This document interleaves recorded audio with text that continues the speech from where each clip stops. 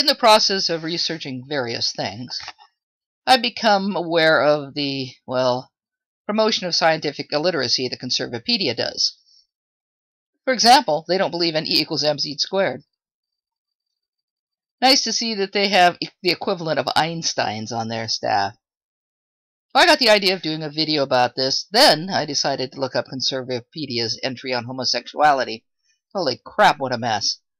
Well, I couldn't let that go by, so I decided to investigate their claims.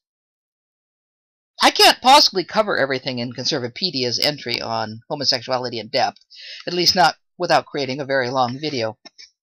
And I'm not sure how long this one's going to be anyway. I may cut it. You know, I don't think anyone wants like an extremely long video.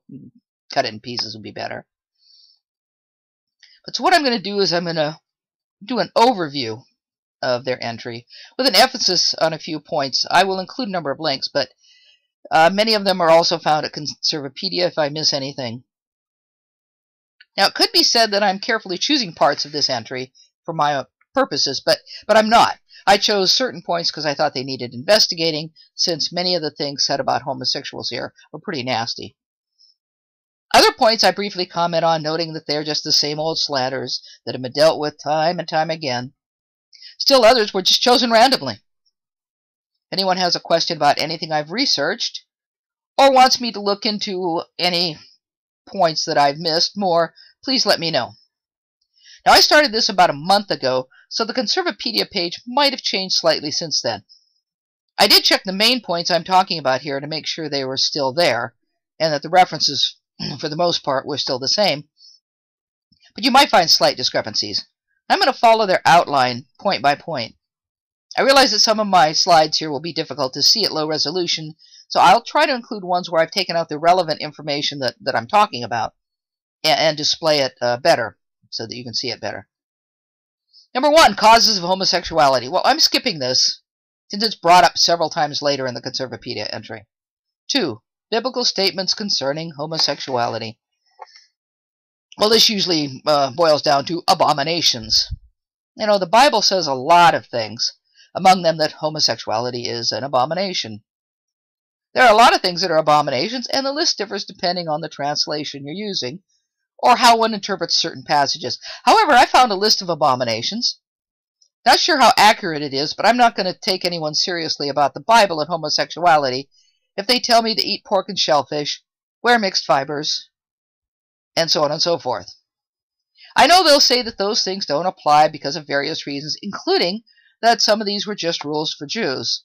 Well, so maybe it's only Jews that can't be gay. Homosexuality, genetics, religious upbringing, culture, sexual abuse, and choice. What an interesting group. I'm going to go to C, genetics, evolutionary paradigm, and oh God, I can't help it. I always trip over that word. You might find from time to time that I mispronounce things oddly. It's because I taught myself how to read as a child. At least that's what my mom tells me.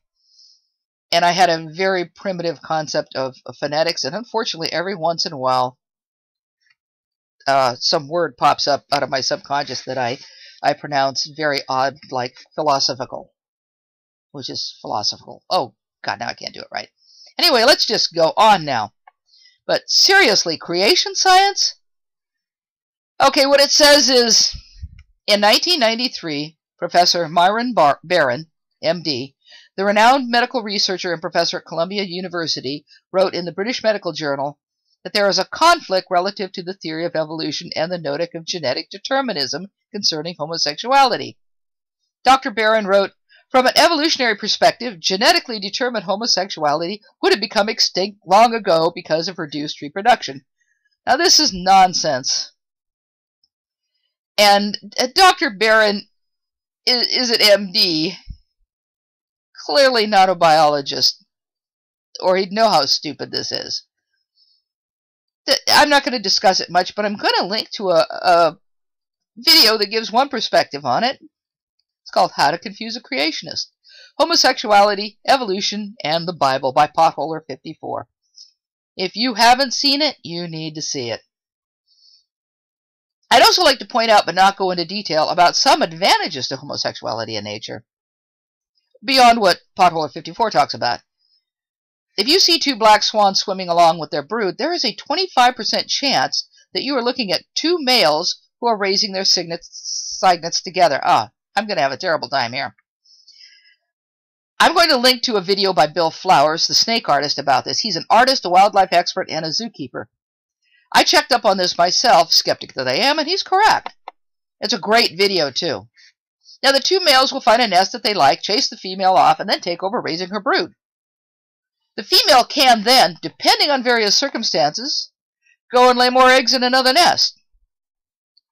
Thus, by having homosexual males in the population, you can actually get more cygnets. And the video is Gay Marriage and Black Swans by Bill Flowers.